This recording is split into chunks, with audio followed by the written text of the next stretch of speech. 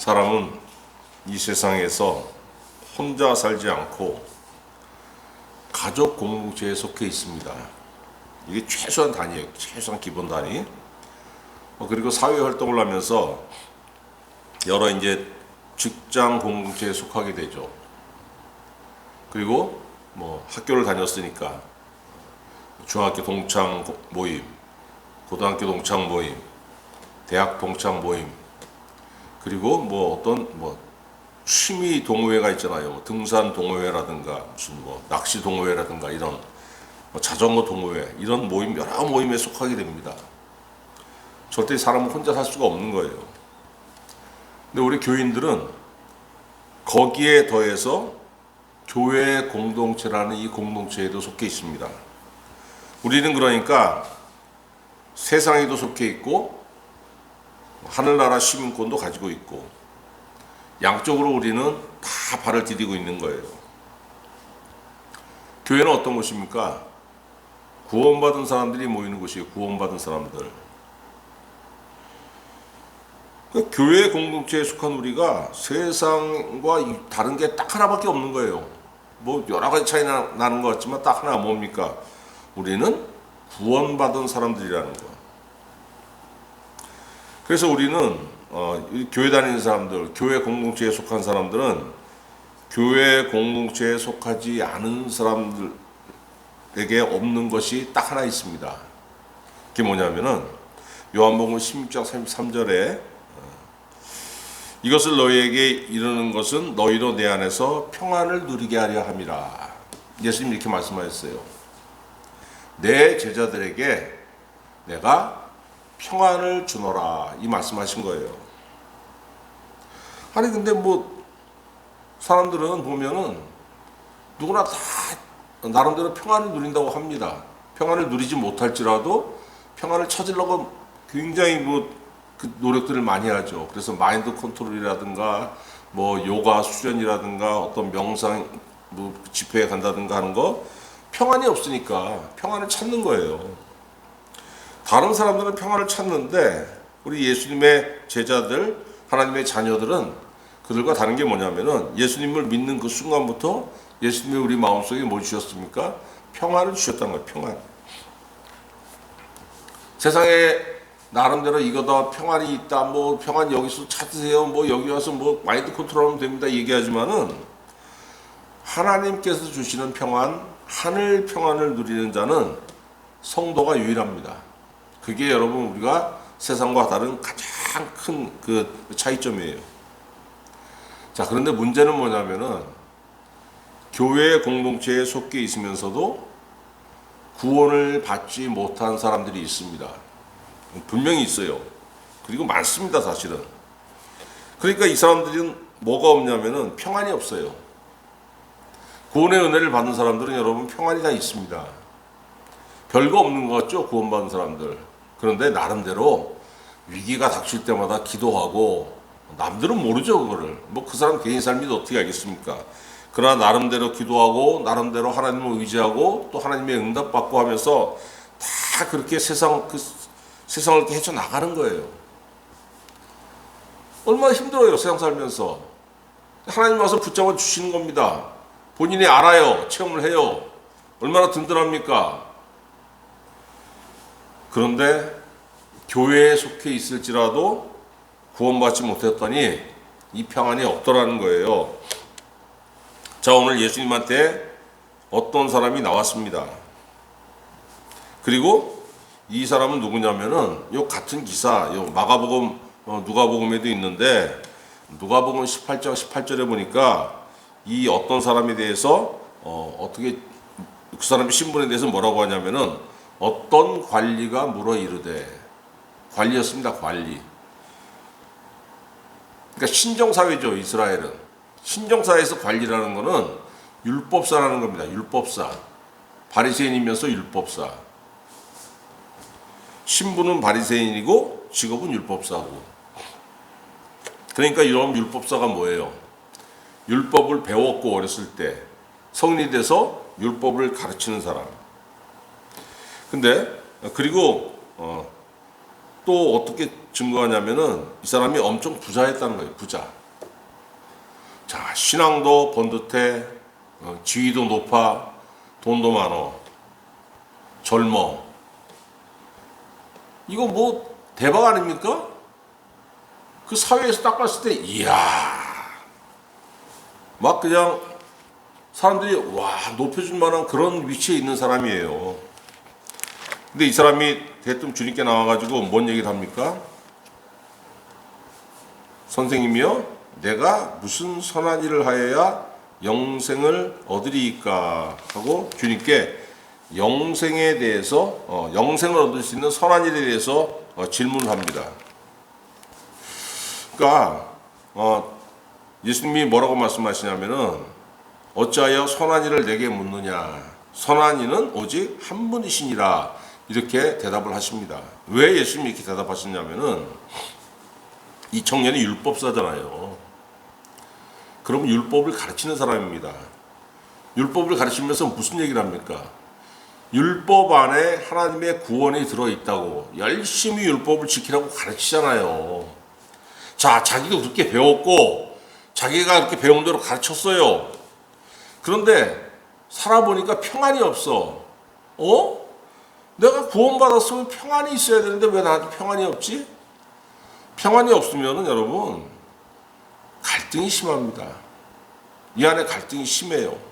내면에 갈등이 심하다는 게 무슨 얘기입니까? 목마르다는 얘기예요. 목마르다는 거. 뭐 없나 해가지고 누가 나를 따뜻하게 안 안아주나 항상 두리번. 그런데 이 사람이 예수님에 대한 소문을 들었습니다. 그분한테 가면 지혜가 많대. 그분한테 가면 고침을 받는데, 그분한테 가면 하늘의 은혜가 있대. 나왔어요. 그래서 여러분 예수님한테 이런 질문을 했습니다. 무슨 얘기냐면은 내가 하나님의 은혜를 여태까지 충만하게 받았다고 자부하면서 살았는데 거기에 구원의 은혜가 없더이다. 혹시 선생님께 나오면은 선생님 안에 구원의 은혜가 있는지 궁금해서 나왔나이다, 이 질문을 한 거예요. 예수님이 듣기에 펄쩍 뛸만한 소리죠. 그래서 예수님이 뭐라고 하신 겁니까? 어찌하여 선한 이를 내게 묻느냐? 선한 이는 오직 한 분이시니라. 한 분 누구예요? 하나님. 선의 근원은 오직 하나님 한 분이라는 거예요. 맞는 말 아닙니까? 예수님은 하나님에게서 나왔고, 여러분 구원받아야 하지만은 구원받지 못한 사람들이 있어요. 그 내면에 갈증이 있어요. 갈증.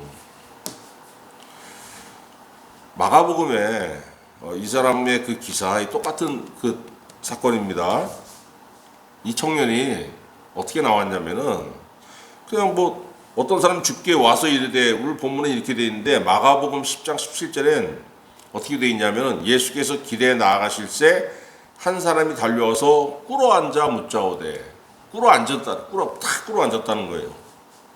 꿇어 앉는 게 여러분 누구한테 행하는 겁니까? 꿇어 앉는 거는 신 앞에서 하는 행위. 그러니까 그 누구도 채워주지 못한 이 내면의 갈증, 이분은 나한테 그걸 채워줄 수 있을 거야 하는 소망을 가지고 나온 거예요. 이분은 그러니까 사람도 못 채워줬고 율법도 못 채워줬는데 이분은 채워줄 것이다 하는 그걸 가지고 나왔으니까 예수님은 신으로 보고 나온 겁니다.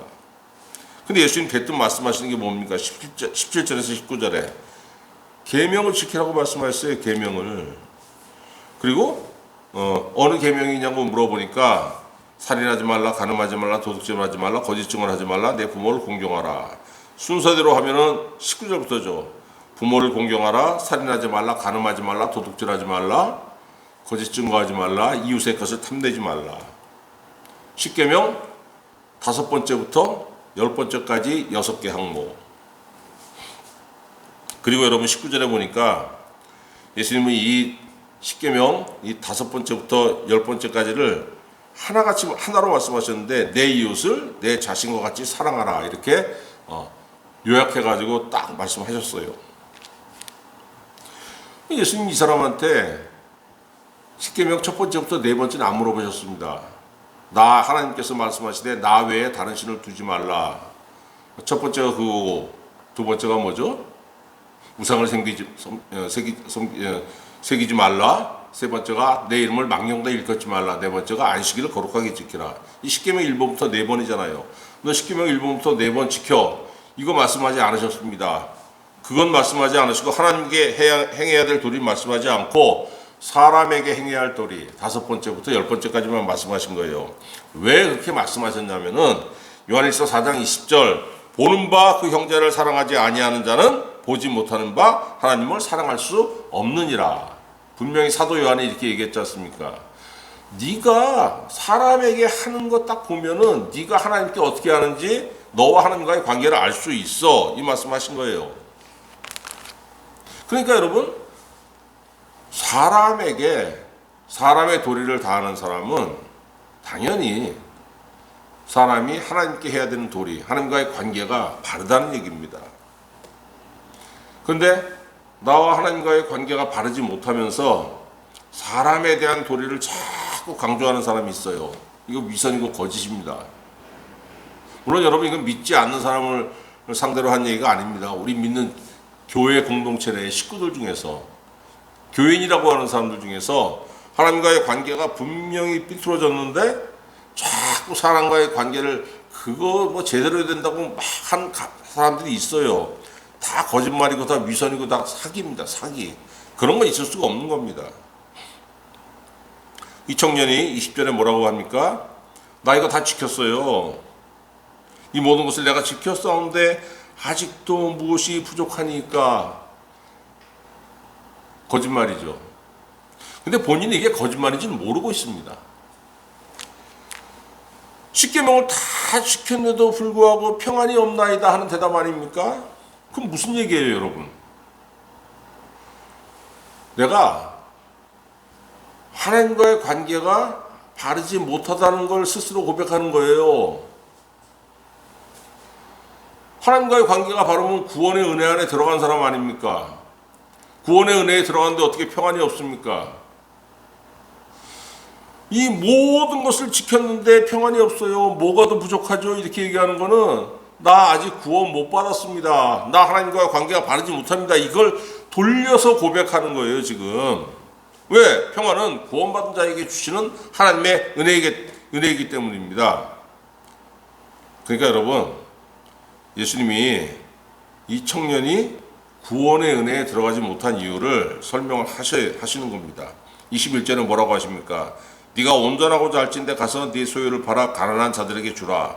그리하면 하늘에서 보화가 내게 있으리라.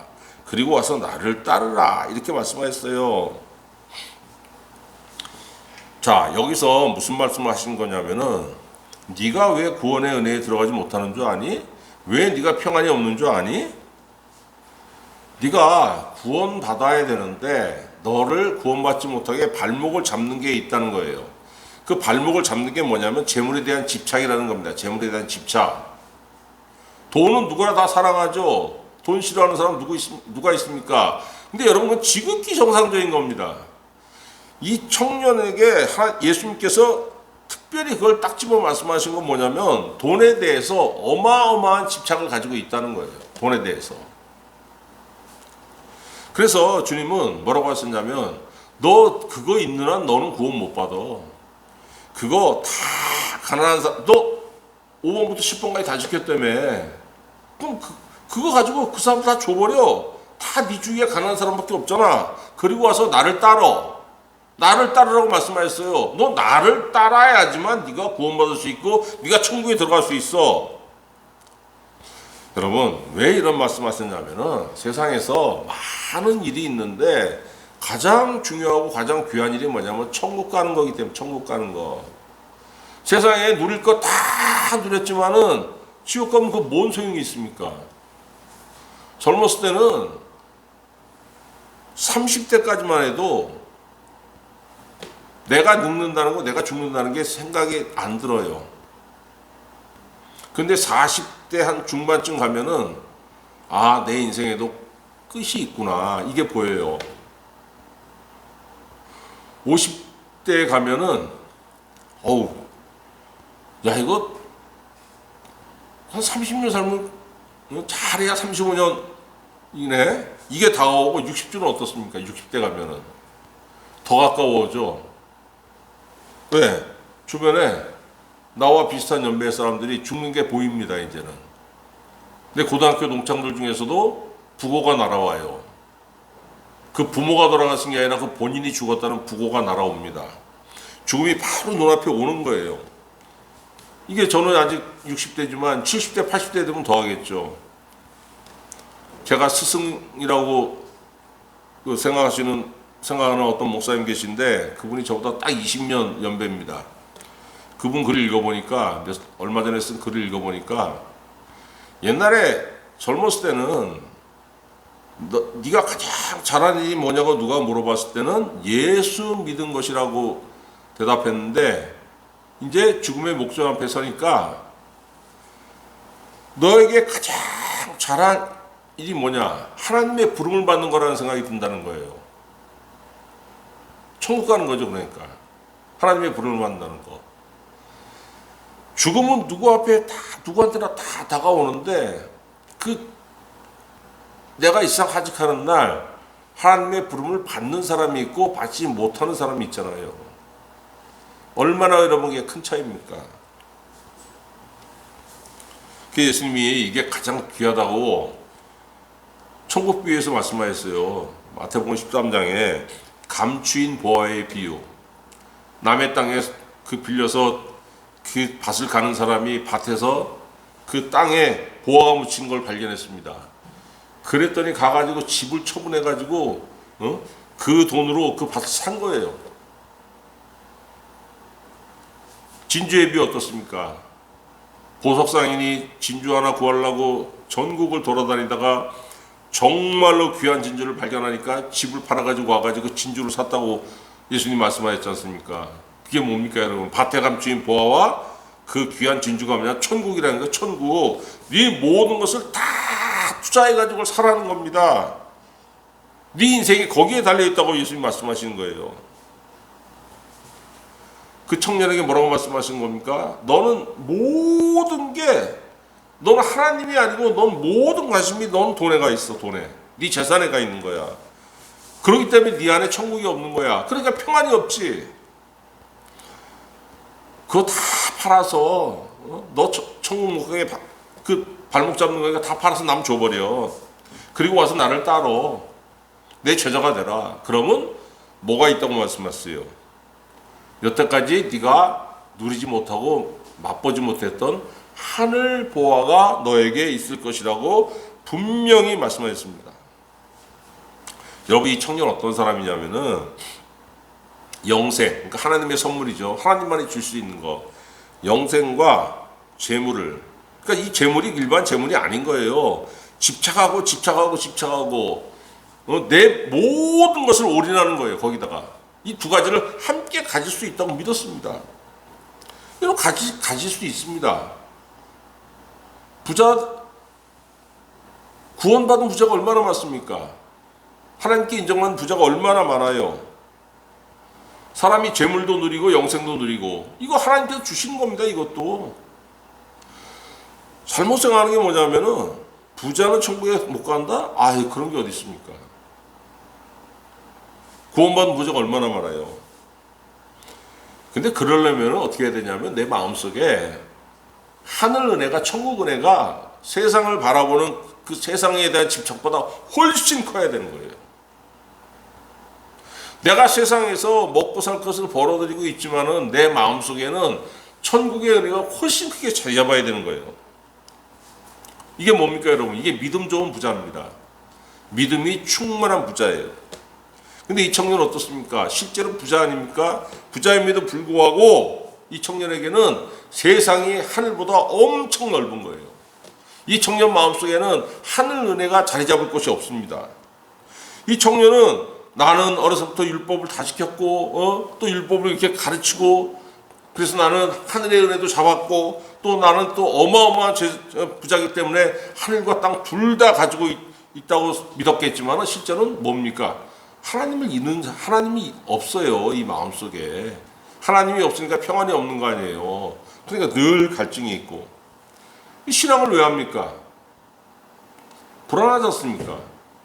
신앙은, 이 사람한테 신앙은 뭐냐면은 천국 가는 그 직행열차인 게 아닙니다.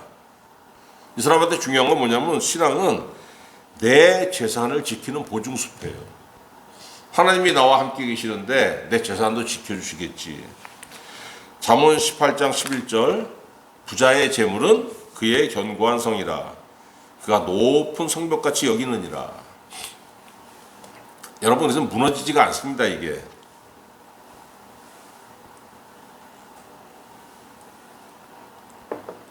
돈을 하나님처럼 여기는 사람은 그거 정말로 그거 안 무너져요.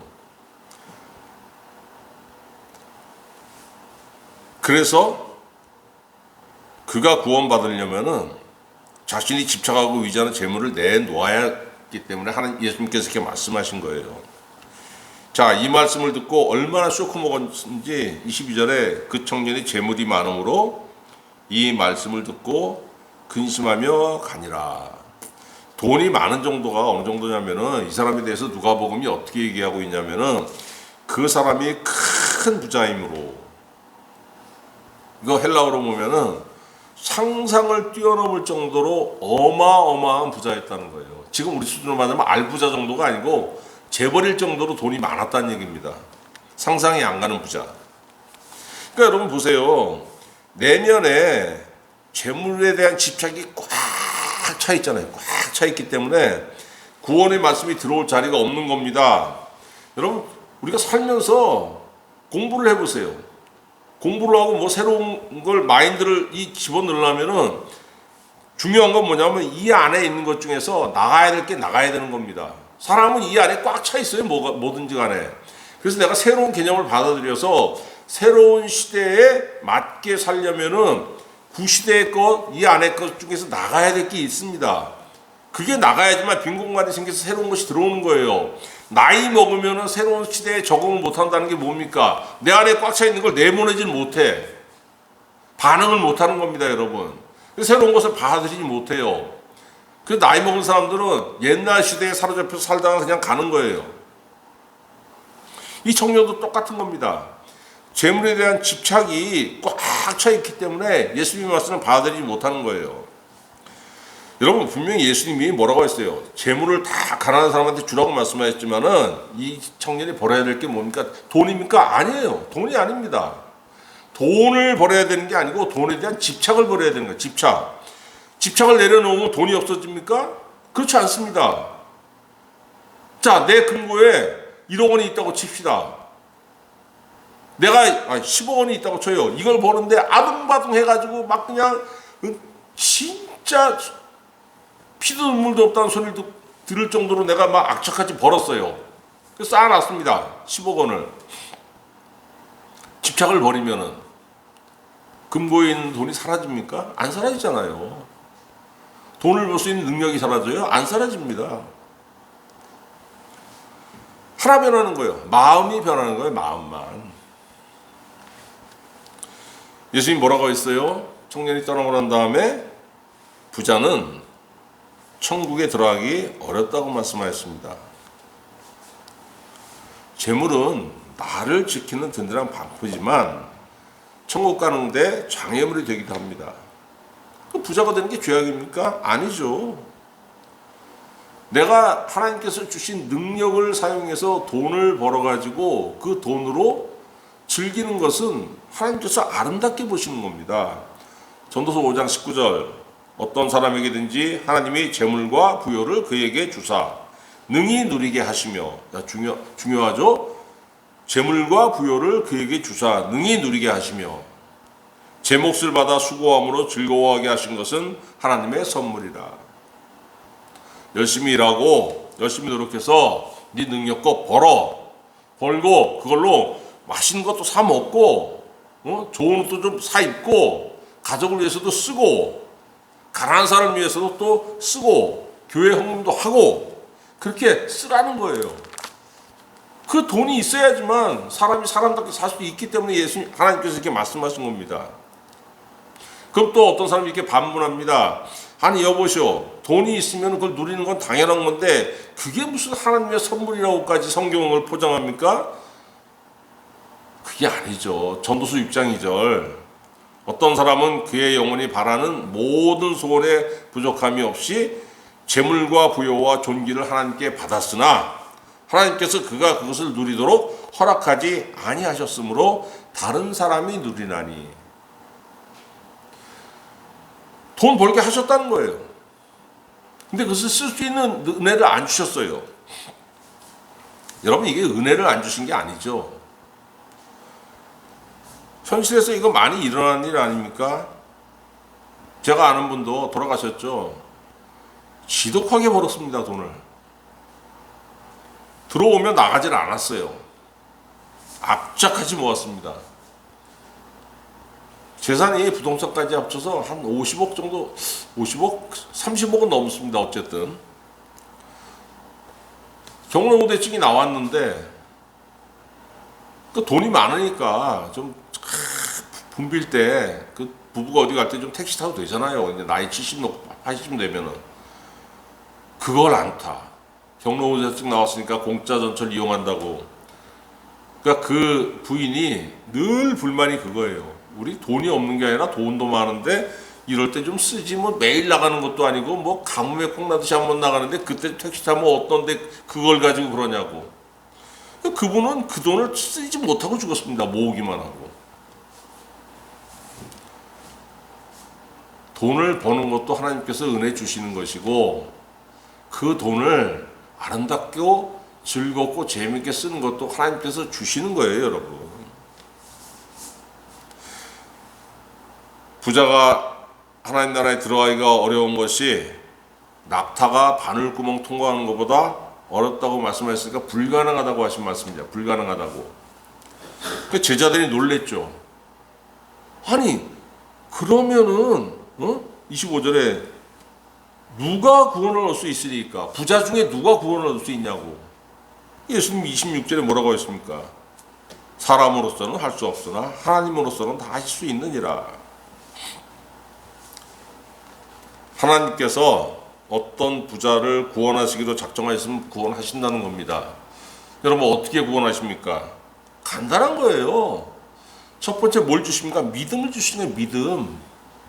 자, 믿음이 들어오면 어떻게 됩니까? 돈이 천국 가는 장애물이 아니고 하나님께 주시는 복이라고 인식이 바뀝니다. 믿음이 없을 때는 돈이 있어야 내가 살아. 왜? 돈이 나를 지키는 든든한 장벽이야. 이렇게 생각했기 때문에 돈의 악유가 되는 거예요. 그런데 믿음이 들어왔더니 어떻게 되는 겁니까? 아, 이거는 돈이 나를 지키는 것이 아니고 돈은 하나님께서 나에게 주신 아름다운 선물이구나. 생각이 바뀌는 겁니다, 여러분. 믿음이 있는 사람과 믿음이 없는 사람, 성도와 성도가 아닌 사람, 생각이 다르잖아요. 성도는 어떻게 뭘 생각합니까? 하나님 나를 구원하셨어. 하나님께서 나를 인도하실 거야. 하나님께서 지금도 인도하고 계셔. 믿음이 없는 사람, 성도가 아닌 사람들, 개뿔이나 무슨 뭐 하나님이 인도는 무슨 뭐, 야, 근본적으로 인간들 다 봐. 어떤 인간 새벽 기도 가다가 차이치에 죽었다더라. 하나님 그때 뭐 했니? 꼭 부정적인 것만 그렇게 꼬집어내서 콕콕 공격하잖아요. 근데 여러분, 성경에 뭐라고 말씀했습니까? 잠언 22장 4절에 겸손과 여호와를 경외함의 보상은 재물과 영광과 생명이니라. 구약성경에 분명히 이렇게 약속이 있습니다. 신약성경에 예수님 뭐라고 약속하셨습니까? 너희는 먼저 그의 나라와 그의 일을 구하라. 그리하면 이 모든 것을 너희에게 더하시리라. 이 모든 것이 뭡니까? 필요한 거. 오늘을 살아가는데 필요한 모든 걸 하나님께서 더하신다는 거예요. 왜? 내가 먼저 하나님한테 구했지 않습니까? 하나님을 인정하고 하나님을 공경하고 하나님께 기도하고 하나님을 의지했더니 하나님을 하나님으로 인정하고 예수님을 나의 구주로 인정했더니 하나님께서 내가 오늘 하루 살아가기에 필요한 모든 것들을 채워주신다는 거예요. 근데 이런 믿음이 없으면은 재물에 집착할 수밖에 없는 거예요. 만족이 없는 겁니다. 전도서 5장 10절, 은을 사랑하는 자는 은으로 만족하지 못하고 풍요를 사랑하는 자는 소득으로 만족하지 아니하나니. 이거 얼마나 중요한 말씀이에요.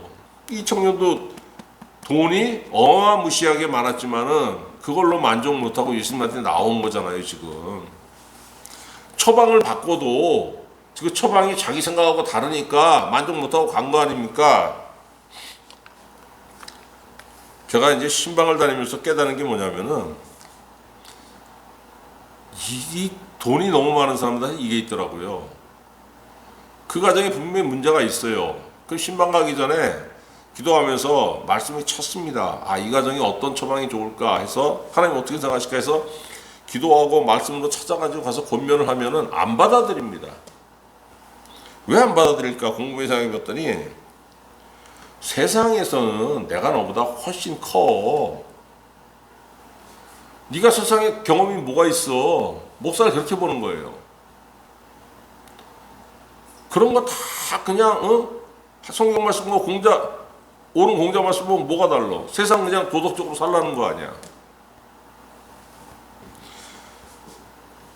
100마디 말씀을 주면은 자기 마음에 딱 마음에 드는 것만 딱 골라가집니다. 나머지 안 받아들여요.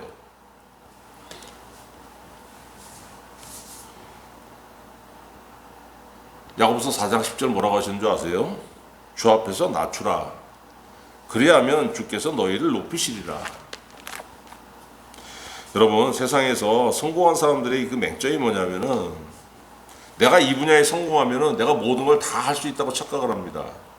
목회에 성공한 큰 교회 목사님들 착각하는 게 뭔지 아세요? 자기가 정치하면 잘할 것처럼 생각을 해. 사업에 성공한 그 돈이 엄청 많은 사장님들 뭘 착각하는 줄 아십니까? 다른 쪽 우습게 봐요. 이거 됐는데 거기 왜 안 돼? 그렇지 않습니다, 여러분. 하나님을 어떻게 내가 재단을 하겠습니까? 내가 목회에 성공했다고 해가지고 하나님 압니까? 내가 사업에 성공했다고 해가지고 하나님을 압니까? 아니에요. 하나님 분명히 말씀하신 게 뭐냐면 주 앞에서 낮추라. 그래야면 너를 높이시리라. 네가 왜 자꾸 나한테 무시당하는 줄 아냐? 너 이 분야에 성공했다고 너 거기에 삐쭉삐쭉 내밀잖아. 여러분, 돈에 집착하면 뭐가 되냐면 돈의 노예가 되는 겁니다. 수전노. 돈의 메인 인생. 구원에서 멀어지는 인생입니다. 왜? 그 사람 인생이 뭡니까? 돈을 지키는 노예 아니에요. 돈을 지키는 노예. 수전노. 하나님을 믿고 의지하면 뭐가 됩니까? 하나님의 종이 되는 거예요. 누구의 얽매입니까? 하나님께 얽매이는 거예요. 하나님의 말씀에 얽매이는 거예요. 그런데 여러분, 하나님의 말씀에 얽매여서 하나님의 종이 되면은 하나님한테만 얽매이고 모든 것이 자유로워요. 이게 차이입니다. 이게 차이. 세상에 얽매이면 세상의 종이 되는 거예요. 자유가 없어요. 자기는 모든 걸 자유롭다고 하지만은 이 마음이 불편하고 마음이 이 청년처럼. 그런데 하나님께 얽매이게 되면은 하나님의 종이 되고 세상의 모든 것에서 자유로운 사람이 된다는 얘기입니다. 그럼 돈에 대해서 어떻게 합니까? 돈의 주인이 되면 돈의 주인. 어떤 사람은 똑같이 돈이 많은데 누구는 돈의 노예가 되고 누구는 자기 돈의 주인이 되고. 그럼 그 사람이 뭐가 있습니까? 구원이 있는 거예요. 돈에 집착하지 않기 때문에. 그리고 하나님께서 그에게 뭘 채워주십니까? 겸손과 여호와를 경외함의 보상은 재물과 영광과 생명이라. 너에게는 구원만 있는 것이 아니고 너에게 내가 재물을 채워줄 것이고 네가 나를 경외함으로 인해서 내가 너의 삶에 영광이 있게 할 것이고 칭찬받는 삶을 살 수 있도록 하나님께서 은혜 베풀어 주신다는 겁니다. 이 은혜가 있다는 거예요, 여러분.